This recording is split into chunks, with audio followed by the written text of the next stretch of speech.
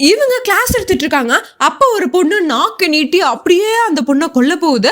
அடுத்த நிமிஷமே அவங்க திரும்புறாங்க. அது நார்மல் ஆயிடுது. மறுபடியும் ஒரு பொண்ணு மூஞ்செல்லாம் வேற மாறி மாறி அப்படியே மேல பறந்து போகுது. இந்த பொண்ணு மட்டும் இல்லாம எல்லாரும் சேர்ந்து போய் அந்த டீச்சரை கொல்லலான்ட்டு போறாங்க.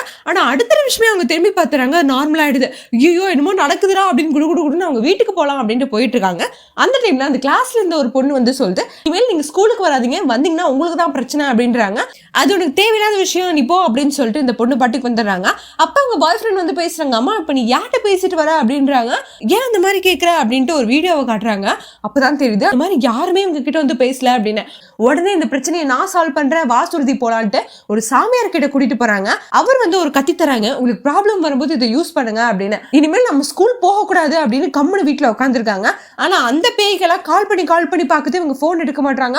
அடுத்த நிமிஷமே அந்த போன் வழியா எல்லா பேய்களும் வெளியே வருது. இதுக்கப்புறம் என்ன நடக்குது அப்படின்னு பார்ட் 3ல பார்ப்போம்.